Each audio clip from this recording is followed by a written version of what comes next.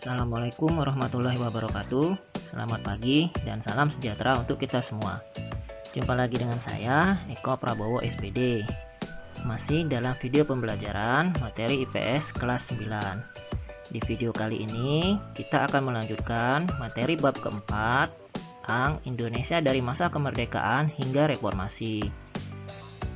Tepatnya pada bagian E, masa reformasi 1998 sampai sekarang. Nah, sebelum kita mulai, silakan kalian persiapkan diri seperti biasa dengan berdoa, dan jangan lupa untuk mempersiapkan juga alat tulis kalian. Apabila sudah siap, mari langsung saja kita masuk kepada pembahasan video kali ini.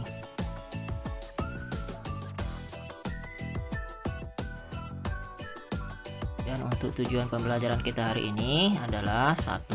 Mengidentifikasi perkembangan politik, ekonomi, sosial, budaya di Indonesia pada masa reformasi. Dan yang kedua, menjelaskan perkembangan masyarakat Indonesia pada masa reformasi.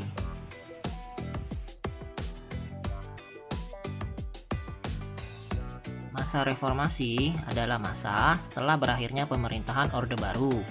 Masa reformasi dimulai pada tanggal 21 Mei 1998, tepatnya pada saat Presiden Soeharto mengundurkan diri dan digantikan oleh Wakil Presiden B.J. Habibie.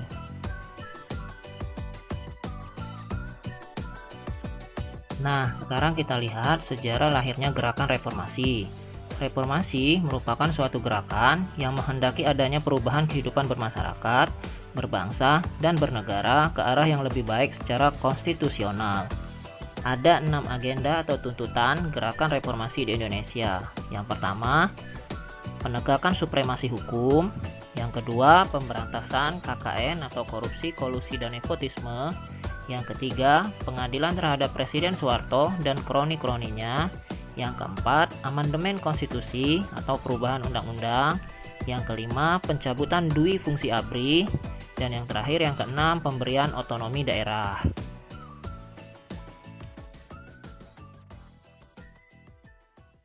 Selanjutnya kita akan melihat bagian kedua tentang perkembangan politik pada masa reformasi. Diawali dengan bagian A, yaitu dengan adanya Sidang Istimewa MPR tahun 1998, di mana terjadi perombakan besar-besaran terhadap sistem hukum dan perundang-undangan di Indonesia. Dilanjutkan dengan bagian B, adanya otonomi daerah. Otonomi daerah sendiri adalah hak atau wewenang dan kewajiban daerah untuk mengurus sendiri pemerintahannya sesuai dengan perundang-undangan.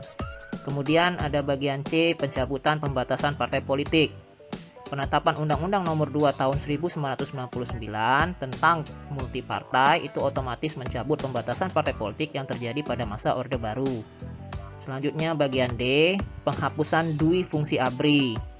ABRI hanya berfokus pada fungsi pertahanan dan keamanan, tidak lagi berfokus pada bidang politik. Yang terakhir, bagian E, penyelenggaraan pemilu. Pemilu pada tahun 2004 itu rakyat memilih presiden dan wakil presiden Indonesia secara langsung.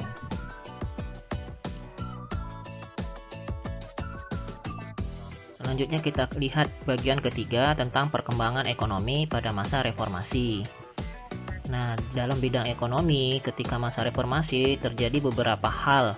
Di antaranya yang pertama adanya privatisasi BUMN atau penjualan sebagian saham dari badan usaha milik negara. Kemudian juga terjadi kenaikan harga BBM. Selanjutnya ada pembangunan infrastruktur terutama jalan tol. Dan yang terakhir itu ada pembagian BLT atau bantuan langsung tunai. Inilah perkembangan ekonomi atau kegiatan ekonomi yang terjadi pada masa reformasi.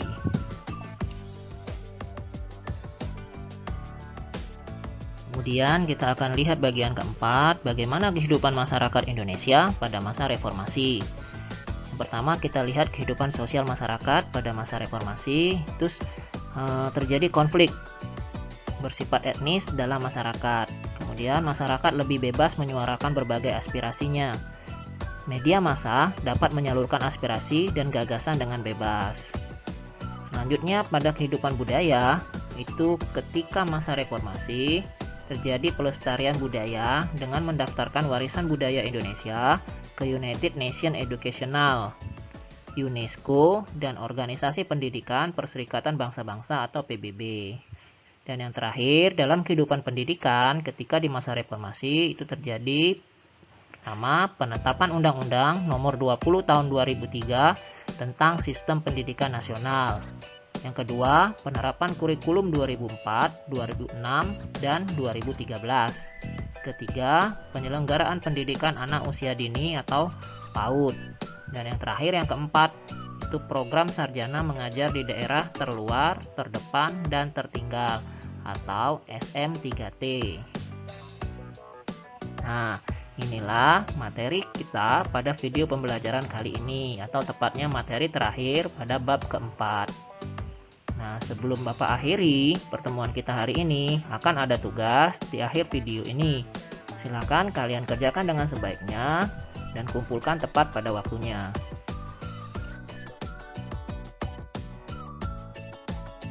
Nah, untuk tugas kalian pada pertemuan kali ini adalah buatlah rangkuman atau ringkasan dari video pembelajaran ini. Buatlah semenarik mungkin, boleh berbentuk peta konsep atau yang lainnya. Apabila telah selesai, silakan kalian kumpulkan tepat pada waktunya.